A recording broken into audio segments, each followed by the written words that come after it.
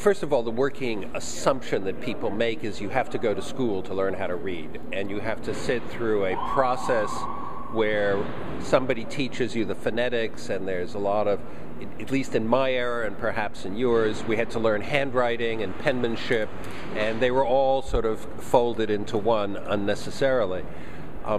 Today you get a much better return on your investment as a kid. You're not just doing it because your parents promised you that it would have some value.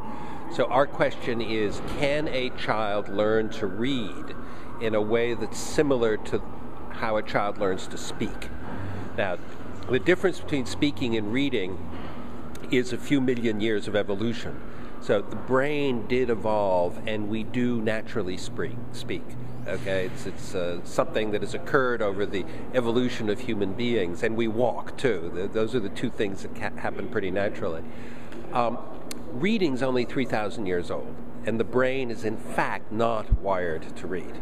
So you've got to do something. There is some intervention, and the question is, can you do an intervention where it's the child that learns through playing, through games, through what looks like reading, feels like reading, and make the step that we consider sort of learning to read so that the child can subsequently read to learn.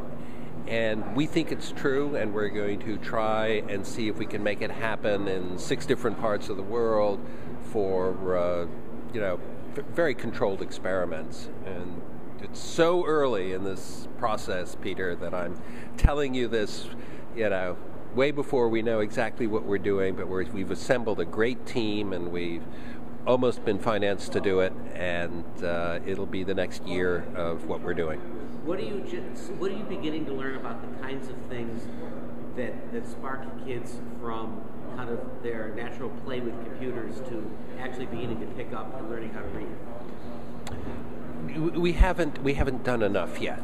The countries where we have full saturation, there was pretty good literacy beforehand.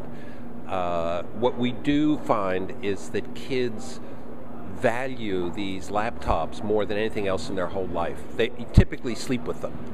It's used as a pillow very often, and that's a way of making sure that it doesn't disappear. And in Ethiopia recently, we went back and looked where we had put in 5,000 laptops and only 2 were broken after 4 years. So that tells you a little bit of how the kids treat them.